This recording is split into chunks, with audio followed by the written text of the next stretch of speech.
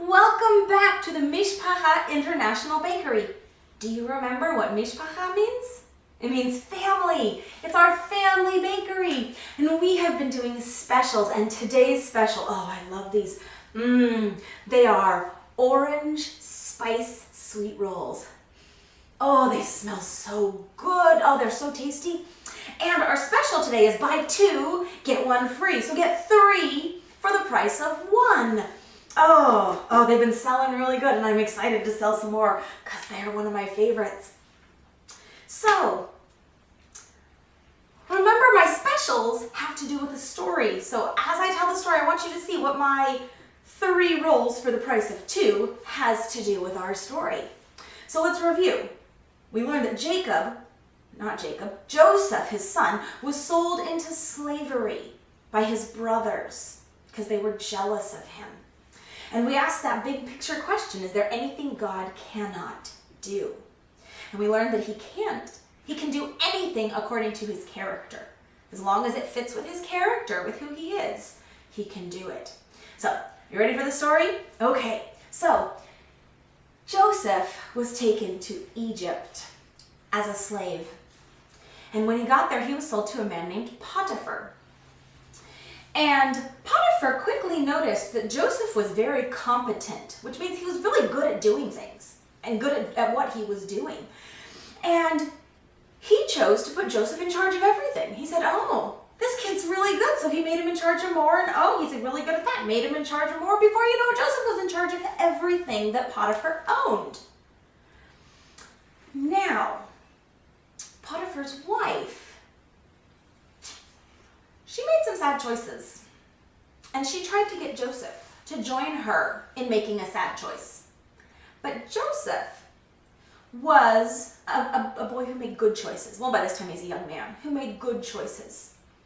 And so he refused to join her in her bad choices, in her sin. And so she went to Potiphar and she lied to him and told her husband that Joseph had done stuff he hadn't. And Joseph got sent to jail. He got sent to jail. He got punished for something he didn't do. He got accused, which is when somebody says, you did that. That's accusing. And he was falsely accused. He was accused for something he didn't do, and he ended up in jail. Well, do you remember how when he was at Potiphar's, God blessed him with competence so that Potiphar put him in charge of everything?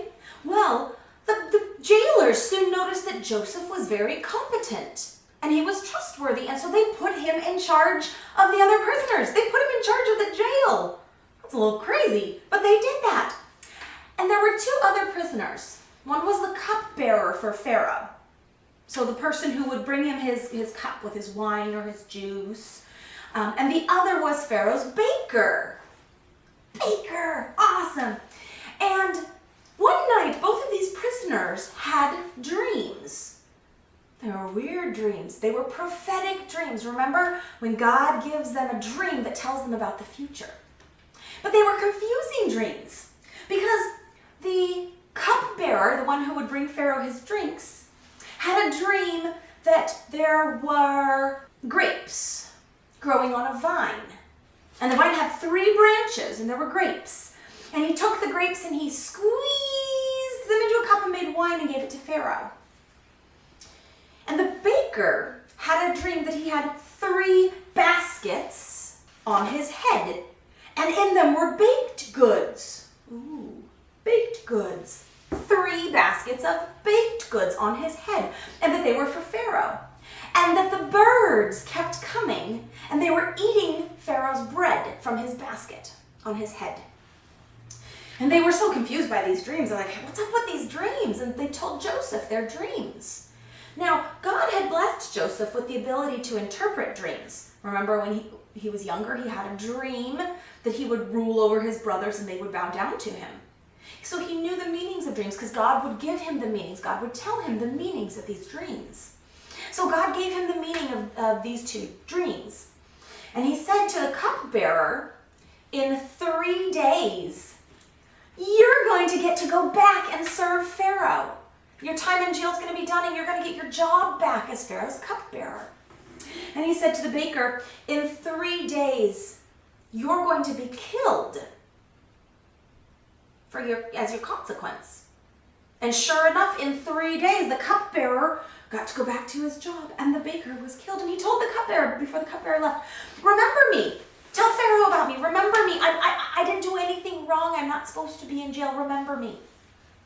Well, the cupbearer went back to his job, and he forgot about Joseph. But 2 years later, Pharaoh had a dream. And he had a dream that there were 7 fat cows. And then 7 skinny cows came and ate the fat cows. And then there were 7 fat heads of grain. And when the grain grows, it grows like this, and then the head is the little stalk at the end where all the food part is. There were 7 fat heads of grain, and then 7 skinny heads came and ate them. And nobody could figure out what this dream meant. And the cupbearer said, oh, Joseph would know. I remember Joseph would know. And so they went and they got Joseph out of jail, and Joseph interpreted the dream. God gave Joseph the answer to what does that dream mean? And he told Pharaoh, he said, there will be 7 years with lots of food. 7 good years and lots of food's gonna grow. But then, after that, there's going to be 7 years where no food grows. Now, that's an important thing to know. It's called a famine when there's no food. For 7 years with no food growing, well, you have to be prepared. So, Pharaoh put Joseph, as a thank you for this, he saw how competent he was, how capable he was, and he put him in charge of all of Egypt. All of Egypt. And Joseph prepared for the famine. And he saved food from those 7 good years when lots and lots of food grew. He saved enough that they could feed Egypt for 7 years of famine. Wow, that's amazing. That's amazing. So what's the connection to Jesus in this story? Well, God blessed Joseph and gave him authority, put him in charge of other people. He used him to help people. And we're going to learn about that next time with the famine and how Joseph uses that to help people, uses his power to help people. Jesus was also blessed by God and was given great authority. He was given permission to do all these wonderful things. Because if you look in the Bible, it will say he prayed and asked God, and it was given. And he prayed and this happened, and he prayed and this happened. He was God, he could do it all by himself. Because he was God, but he also respected God's authority. It's very confusing, the whole thing with the Trinity. Have a conversation with your parents about that one. That's a very confusing issue. Also, remember we said there's lots of things in common between Joseph and Jesus. They were both wrongly accused. Joseph was accused by Potiphar's wife of sinning, and that was wrong to accuse him because he didn't.